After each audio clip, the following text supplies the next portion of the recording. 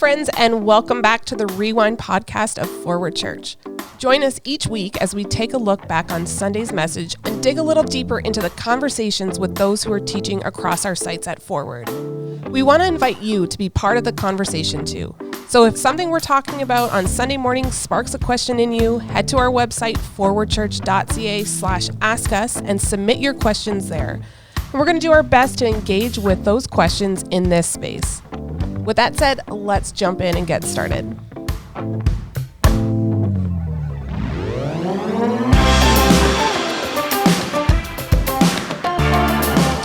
Hello, Rewind friends. Welcome back to another week of the Rewind podcast. We are switching gears here and jumping into a completely new series. So we spent a good amount of time through the beginning of the year talking through emotions, as we felt that was important to do. And joining me here, teaching on our Cambridge live stream, was Derek Fuller. Hello. Shout out to the people, Derek. Hey, how you doing? And in our Kitchener stream was the Reverend Steve Adams. Good afternoon. There you are. You said that Reverend, that kind of threw me off my game a bit there. That's what I'm here to do. As the host, I want to keep you on your heels. So we're jumping into this series through the book of Proverbs, and we're talking about wisdom. We've called it Foolproof. Now, you guys, we've worked together, the three of us, for about 5 years now. I've heard both of you guys say, from your pastoral experience, man, like, we just need some more wisdom. I know, Steve, I can think of a conversation a number of years ago when we were having a staff and elder spare thing, when he said, like, man, people just need to make wiser, more godly decisions. And there was a sense of, like, pain and frustration and, almost an agony there of just, like, watching people wreck their lives on decisions that, Scripture guides us clearly through. Mm-hmm. So with me sort of leading you to water here, friends, drink on the question, why is this series important? Why are we heading there? Derek is the head of our series design team. Why did this come to the forefront? Man, how honest do you want me to get? 100%, absolutely unabashed. So I think we're in a time where we're in a world that's awash in knowledge. We're in a world that's awash in information, and we're in a world that's in a drought of wisdom, where we've got all the knowledge that you could ever hope to, but people don't know how to sort through it. They don't know how to use it. They don't know how to apply it, right? Mm-hmm. And wisdom is about taking knowledge and skillfully applying it in our lives. Mm-hmm. So, from a pastoral perspective, just day by day interacting with people where I'm just looking and saying, like, you're just shipwrecking your life because you don't know how to make wise decisions. Steve, is there anything you'd add to that from your dozen or so years experience of pastoral ministry? No, I agree with Derek. I mean, the data is not the issue. Mm-hmm. We've lost the capacity to reason, and that is wreaking havoc in our society. And I think there's a number of contributors to that. But I think that's why we're in this series, as Derek has said. It's not a lack of knowing things, right? Yeah, absolutely not. Now, just as we sort of dig into this, is there somebody in your life who, Steve, I'll start with you, who, when you think of, like, man, that's a wise person, who is the person that comes to mind for you? For me, I've had the benefit of a number of very wise people over the years. I probably shouldn't just name them, because you name somebody and then maybe somebody else. You forget somebody else. Most of the people that have, you've heard me say this, everybody's heard me say this, most of the people that have blessed me are dead guys who were profoundly wise, So if somebody wrote a book 100 years ago and it's still being printed, that's a book you should read. Yeah. Yeah, I've heard you say that a number of times. And then you keep handing me books by dead guys, and I keep trying to read them, but I can't understand, so I'm not wise enough yet. Derek, is there anyone in your life that you're like, man, this person, like, typifies a wise person? I think I think what I would say is there's different people in different areas who have exemplified wisdom in different parts of their lives. So one example, because you can't go wrong shouting out to your parents, right? Right. So, I, as a parent now, especially as a parent who's getting into the teenage years, man, I am more and more just aware of the wisdom that my parents had in parenting, right? I just look now and say, man, like you guys just made some really good decisions along the way. And I'm thankful for it because I get to learn it when I'm dealing with my own kids. You know, there's other people who I look at and say, you know, I just admire their wisdom in the area of navigating the business world, right? And navigating the world of work. But I think it's, you know, even if we look at the life of Solomon, your question was embodied wisdom. Yeah. Solomon may have been the wisest man to ever live, but he did not embody wisdom in a number of areas of his life, right? There were areas of his life where he may have had wisdom and didn't apply wisdom to those spots. And we think particularly of his own family life. Yeah. So I often look and think, yeah, there's different people in different areas where I just want to look at and say, man, those people, those men, those women, they are so wise in that area. I want to learn from them in that particular vein. Experts in their given field. Yeah. You asked a question, Derek, towards the end of your sermon of like, you know, who do you like look at and you like draws awe from you? Yeah. So confession, somebody who I've never really been close with, but is always sort of like in circles around me, Ernest Kennedy. When he walks into a room, I'm like, man, that guy just like oozes like wisdom and godliness. And I've you know had an opportunity to talk to him a number of times, and just have often been like, like you're a guy I just want to sit with in a room and pick away at your brain, like countless years of ministry and a loving godly family. Like, yeah, a guy who I just like, probably more than is healthy sometimes, have like a reverence and an awe of that man. So as we dig into like this introduction into the book of Proverbs, give us, Steve, we'll start with you, just a 2-sentence or so summary of where you were headed on Sunday. Well, the purpose of the book of Proverbs is stated quite clearly at the beginning. It's to bring wisdom to the next generation. He states it twice. You know, the premise is that flows through the fear of the Lord. But the purpose of the book is that, you know, we're to hand this ability to reason and a capacity to think to the next generation. So that was, I wanted to sort of lay that as a cornerstone. Nice. Anything different for you, Derek, that you wanted to make sure you highlighted? No, I think quite close to Steve, looking at what is wisdom, what's Solomon's purpose in wisdom, who are the people that wisdom is needed for, and then that foundational principle of fearing the Lord, where wisdom flows out of. Now, you sort of kicked a hornet's nest on Sunday and saying like, who needs wisdom? Yeah. All young people. That's blanket statement by your loving co-lead pastor here. Sure. And so I was like, as the student ministry pastor, I was like, but you're not wrong. That there is something to youthfulness that lends itself by default to naivety. So do you want to cushion that statement at all, or do you want to double down on it? I think I want to just clarify. I tried to say this on Sunday, and I want to be absolutely crystal clear. It's not a moral deficiency to say you need wisdom. It's not a moral deficiency to be in the category. See, there's different, as we get into the book of Proverbs, we're going to see there's different categories of fools. Right. And the category of fool that we are starting with is just the person who just lacks the life experience, right? Which is young people. Yeah. I talked about action consequence.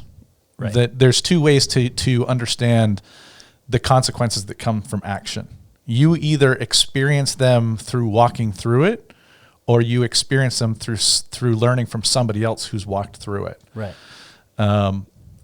The real fool is the person who refuses to learn from the one who has walked through it and who attempts to hand them that information so they don't have to go through all the same pains. It's not wrong to be naive. And as I said, all of us in areas of our life moving forward, we continually have areas where we would be classified as simple and naive because we've just never been there before. Yeah. We've just never had experience in that area. But when you start with naivety in all sorts of areas. Yeah, absolutely. Because you just don't know. You just don't know. Mm-hmm. Yeah, I think through that, like the verse continues and says, like, we also need this for the wise, right? Like the wise need to grow in their learning too, that it's not an assault on young people's character. And I said on Sunday, in many ways, wisdom is like learning another language.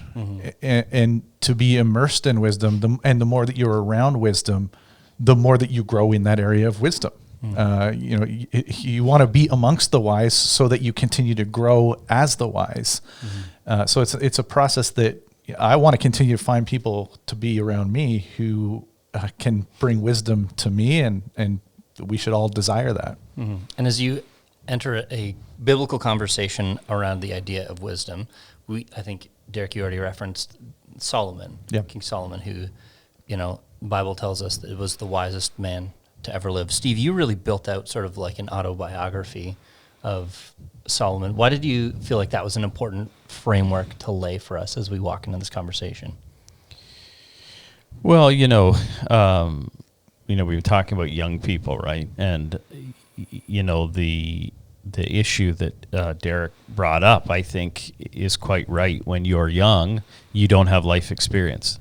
But there's a second side to that it's not just the lack of the experiential reality. It's the when you're young, there's the whole issue of accessibility. You're much more accessible. Your thinking is accessed. As you get old, it's not that there's not dumb old people. I mean, there's lots of dumb old people, right? That just, I don't say that. We're not going to sound name pejorative, names here. but just don't reason well, right? Like, you can make a bad decision when you're 50, right? But the difference is when you're 20, you have much greater accessibility, or people have much greater accessibility. That's why we teach people when they're young. That's why you go to school when you're a kid, right? So you take all that in, and now there's so much information with this never seen before accessibility, and so you can shape the thinking very easily. We see that in things that go viral. Bundle up like Bernie, right? I mean, like it's amazing how something can just go viral like that, and so the thinking can be shaped very quickly and in a way that is very carefree. So I wanted to talk about Solomon for two reasons. Number one, he is the wisest man that ever lived, and so the wisdom that you partake of, you need to make sure you're drinking out of the right wells, right? Because there's lots of wells you can drink out of. The second thing is, and Derek already alluded to this, and this is the point. Solomon wasn't always wise. And as we get into the book, we'll probably get into some of that, I think. And so that is a good caution too, because any person in your life, everybody looks smarter and wiser at 200 yards. Okay. Sometimes people are impressed with your own parents, and you're not impressed with your parents, right? Because most of us aren't that great up close, right? Right. But the point is, you have to be very careful, because if you begin to deify someone, the only thing they can do at that point is to disappoint you. Oof, that's a good word. Okay, so we're holding those two things in balance with Solomon.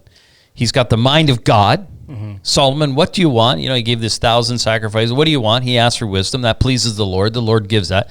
So he has the mind of God married to, as Derek already mentioned, this life of experience. Yeah. He's a king. He's ruled well. He's set up basically, some could argue, the first really structured government as we know it today. He figured out taxes. Now we might disagree with that, but it functioned well, and hence he created a lot of wealth and a kingdom that basically worked. So you take wisdom from on high and marry that to this experiential reality of a guy that's lived a lot of life. Ernest Kennedy, you mentioned Ernest Kennedy. There was a reason why Ernest Kennedy stuck by my side my first 2 years as a pastor here. Because the guy has a wealth of knowledge. Because I would shut the door and say, okay, Ernest, what do I do? Or Ernest would shut the door and say, here's what you need to do. And it's different than what you just did. So, we need that in the early stages of whatever we do. It's always good to have a sage. But don't deify the sage, because we're only feet of clay, right? As was Solomon. Yeah, absolutely. But we hold those two things in tension, and we're still just men, right? Like we're just people. Absolutely. Yeah, and I think the same way we need to hold those wise counselors carefully, we even need to hold these proverbs that we're going to work through carefully. Derek, I thought you did a really great job walking us through what a proverb is not, because I don't think there's a more abused section of the Bible than Proverbs, right? Because we mistreat them. So I'd love for you, just for those who were listening in from Kitchener or weren't there on Sunday, just remind us of some of those things that you were taking the Proverbs out of. Sure. Yeah. I mean, I think the first way that Proverbs gets misused is that people equate Proverbs with promises. They're not. They're not promises of God. They are generally true outcomes, right? But, you know, and again, I mentioned this one on Sunday because I've seen so many parents get clubbed over the head with it and been shamed with it. The idea that if you train up a child in the way he should go, he will not depart from it is not a promise. I mean, I've seen unbelievably great Christian parents pour into and raise up kids. And ultimately, a kid has to make a choice as to what their life is going to be. But it's definitely the best course of action to take as a parent, right? It leads to the greatest chance of good outcomes. Right. And just the opposite, right? Like, my parents are not Christians. They didn't raise me in a faith.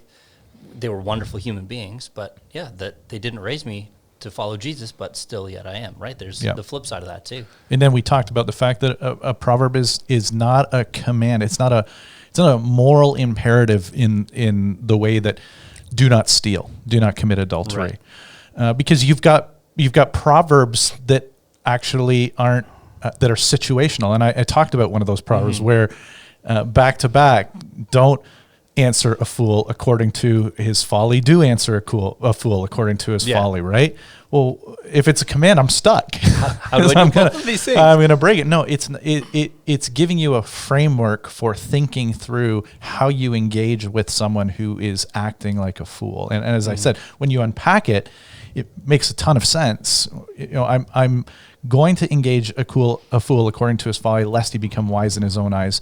So I'm going to kind of truthfully and graciously bring the truth to them. But as we all have experienced, many times people don't want to receive a truth. And at that point, to continue engaging in a conversation usually means you're going to start wrestling with the pig and you're going to get muddy. Right? And so there then is a truth to say, hey, don't continue to pursue this, or you're going to end up just as foolish, looking just as foolish as they are. And social media, right? Like we see it all. And I've been guilty of on anything, right? You Facebook comments, YouTube comments, sports boards, right? Like people just get ridiculous. And by the way, I don't think you have to answer every fool according to their folly even. Like, I don't think it's your job to go around on YouTube and point out where every person is wrong. So if it was a command, it would be your job. Right.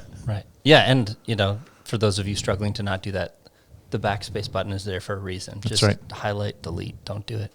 Now, Steve, you talked a little bit about there is a moral element to the Proverbs, though, right? That while they aren't a moral imperative or a command, but that there is some moral underpinnings of that. So would you help us to balance those two things, the morality of Proverbs? Sure. I think what I said was there's that wisdom at its heart. A proverb is the most concise form of wisdom. And wisdom, from a biblical standpoint, always has a moral DNA to it, right? There's an issue of its rightness, And, as you guys were talking there about, it's not a promise. What is a parable? I would say it's this. It's a wise practice. And generally, and the other thing you have to remember is, the very nature of a proverb is it brings understanding beyond and requires reflection beyond what the words literally imply. And if you just sort of take it at face value and read it, then without some sense of reflection, the very nature of the proverb is indicative that Solomon was wise. And these guys were scribing these down as he was blurting these out, and we think most of them are from Solomon. There's some discussion over that. But the thing is, it's right living. And so right living has a rightness to it. And so there's, if you hear something that is catchy and pithy, but it lacks morality, it's not wisdom. It's just catchy and pithy. Look at all those Facebook memes, right? Correct. and I think I said on Sunday, you can't subtract character from godly wisdom. I mean, they're intertwined and interlinked. That's why Solomon starts off by saying that what wisdom is going to lead you into is righteousness, justice, and equity. That's character, right? Right. Yeah.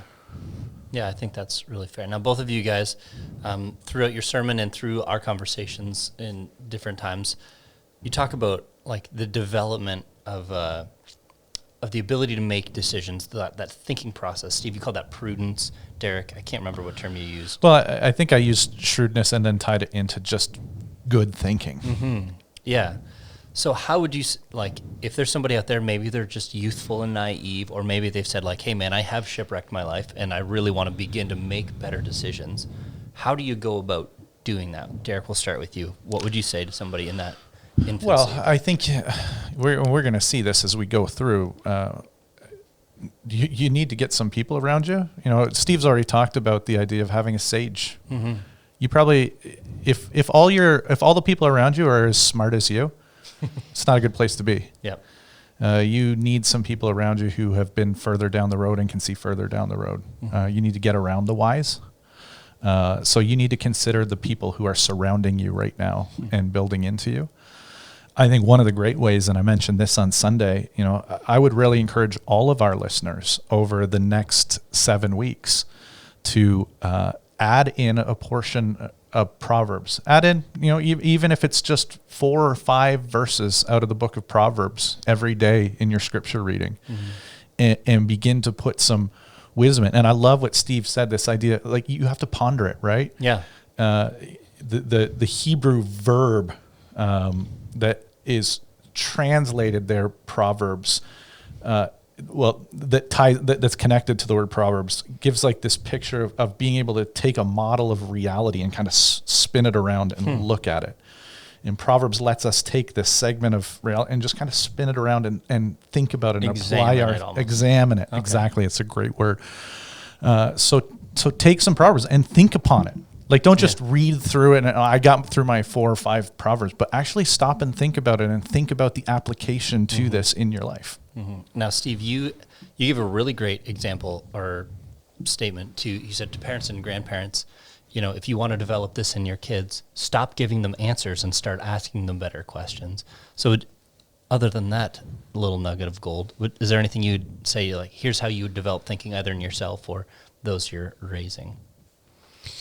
Well, I mentioned I spent some time on Sunday and I unpacked. I'm just always, one of the things I've done over the last few years is I've often, when I'm in somebody's home, especially if has a young family, okay, you guys have young families, my kids are all up and growing, and I'll ask this question. So what are the rules of the house? Blank stares. The single most world-changing, culturally impacting, kingdom-building social construct is the family home. Yeah. Okay? And that's why society's coming apart, because the home as we know it is coming apart. It's under immense pressure. And I just implore parents, and Cheryl and I, we never formalized this, but you could ask our kids and they would be able to blurt out a number of rules of the house. Oh, I've heard them. Yeah, you've heard them. Well, you work with my son. And those, you go into the place where you work, everybody watched The Office, and that company had a corporate statement, and no, they didn't embody it. It was completely, it's just chaos, all these people goofing around. But we don't have those in our home. You go into any company and, they have on the wall or they have on the sign, all these things, Nike, just do it. Well, what's the rule of your, give me 3 or 4 rules of your house. Because the thing is, you want to establish the benchmarks of what you're going to do before you get into the situation. This morning, I'm reading on CTV newsfeed about the helicopter crash at Kobe Bryant. The problem was the guy betrayed his basic training, which was that he was not supposed to fly IFR, instrument flight rules. He was only really supposed to fly VFR, which is visual flight rules. He was not supposed to fly in clouds. So he breached that. and he got himself in trouble. If he would have stayed with his core training, his core foundational beliefs, because when you get into these situations, you don't be trying to figure it out under pressure. So you want to create, in your home that fits you, and take the book of Proverbs, biblical wisdom, and construct, not 30 rules, it's going to be like some kind of a prison, but 4 or 5 things that shape your kids. For our kids, one of them you've probably heard: build and encourage. Because the world beats people up and beats people down, right? So any way you turn, it's going to hammer you. So in our home, we're going to build and encourage. And we'd call our kids out on that, and they knew that that was part of it, right? Attitude is everything was another axiom at our house. Like, good attitude, great latitude. Yeah, you got a good attitude, we'll let you do stuff, right? So there's a number of things that I think we can do to cement these proverbs into our lives before we need it. Because when your kitchen's on fire, it's a bad time to go to Canadian Tire and buy a fire extinguisher. We're way too reactive in life, and we're not near preemptive enough. People don't have a rule of life by which to live. So that's sort of what I was trying to push on Sunday. Yeah, I thought that was really great. And it brought me to like one of the student ministry things that I did when I was at a smaller church, and you have 20 or 30 kids in a church basement. We used to do this thing called question box. So we give all the kids a bunch of paper, and it's literally just a shoebox with a hole in it. There's nothing fancy about it, but everybody could just, without having to raise their hand and center themselves out, could ask the questions that were going on. And you had the same 5 or 6 that sort of circulated, and every once in a while you'd get one, and then we'd say, okay, so how do we respond to this biblically? And leaders and students, we'd have our Bibles before us, and we'd have some conversations about that. But I'm older than I look, so I've been in ministry closing in on 16 years now. So I would see this trend where that would happen, and then all of a sudden smartphones started coming out, and they had the Bible app on there. It's like, oh, just let me Google that. And all of a sudden it was what you guys talked about, right? This overwhelming amount of information. They could get the right answers like that. But there was no process by which you sharpened your thoughts against someone else's rebuttal, right? That you had to interact and engage with the thought process and, pick it up and examine it and turn it around, rather than just be like, oh, this is, the first 4 or 5 results on Google say this, so we're probably in the right neighborhood here. And I just think, we've lost that ability to think and reason and articulate. I think too, Andrew, we are by default lazy, most of us. And we're lazy in our thinking. And if you want to know why, this is my opinion, one of the reasons why we are increasingly polarized is because people don't care to think through things on an issue-by-issue basis. They would rather just lump the world into categories that they can live in and draw clear lines. And one of the things that we find with wisdom is that wisdom draws lines for us, but they're not clear in the ways that we sometimes wish they were clear. Right? They force us to take a principle and apply it to every situation instead of just putting all situations in one box. Right. And I just think far too often when we are bombarded with information, it can become easier to default to a party or a side or a position instead of to wisely think through issues on an issue-by-issue basis. Yeah, and I wonder what the role of being overwhelmed with information plays in that too, right? Like definitely plays a role. It's just easier to be like, ugh, okay, fine, I'll believe this. Especially if you haven't, as Steve has said, refined kind of your core principles and core values to be able to apply to things. Then you'll just lump into whatever group or category, feels right for you. Yeah. So I think that's a wonderful transition to this conversation. As the section you guys both walked through ended, we talked about the fear of the Lord. And there's a couple other places throughout Proverbs that remind us of this, that the fear of the Lord is the beginning of wisdom. So now fear of the Lord is one of those terms that, if we don't define our terms, can mean different things to different people. Steve, I'd love for you to help us understand, what does it mean to have a fear of the Lord? Well, it means to live in awe and reverence of the character and reality of who God is. And I think Derek mentioned on Sunday about Descartes, René Descartes. Yeah. Well, René Descartes is considered one of the three horsemen of postmodernism: René Descartes, Michael Foucault, and Jacques Derrida. And the whole premise of postmodernism is that reality is just a construct, that reality is really not real. So that's why we're in this world of life. What's true and right and good is everything is a social construct, and I can make it whatever I want. The fear of God is to rightly hold God in the place in which he is. And for me, the three-legged stool of the fear of God for me is the Lord's Prayer. Okay. Walk us through that. Our Father, who art in heaven, hallowed be thy name. That is my relationship with him. He's my Father. And so that requires a level of respect. That requires a level of submission and surrender. But it also brings into my life the reality that I'm his child. Okay, so that's my place, right? If you like alliteration, that's my place, right? Our Father, hallowed be thy name, right? Thy kingdom come, thy will be done. So that's my purpose, that he's called me to that, to do his will and bring about his kingdom, right? And then the third thing is, give us this day our daily bread. He's my provision, right? In anything I need, he's my daily bread. That's how I survive, my daily bread. I mean, I don't actually need a jet ski. I can survive just on daily bread, right? So those are the three things: my place or relationship, my purpose in life, and that he's my provision. And all of those together, that is the apex of the human life. That's all I need. I need to know who I am, right? I need to know what I'm supposed to be doing.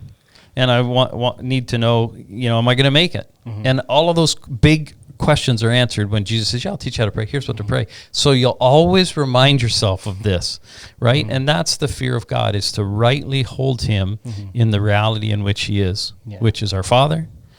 He's given us a purpose for living, and he's going to meet our needs.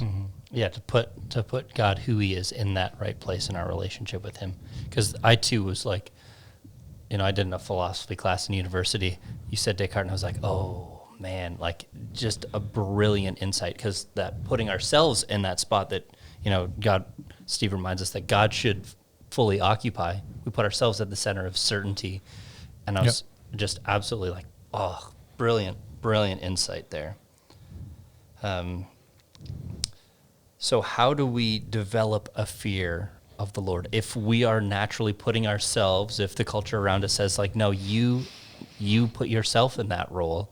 How do we reorient our thinking so that we are living out of a fear of the Lord? Well, in the Psalms, one of the things that we read is that fear comes through forgiveness, which is a really interesting thing. I referenced this on Sunday, that again, when we understand that fear is reverence, awe, wonder of God, right? When we grapple with the forgiveness of God, we can't land in any place else. And really grappling with the forgiveness of God means first seeing the holiness of God. First seeing how desperately depraved and without hope I am apart from his forgiveness, right? And then the wonder of Christ on the cross becomes more glorious to us. When we're in awe, Greg and I have dialogued about this many times, about the fact that,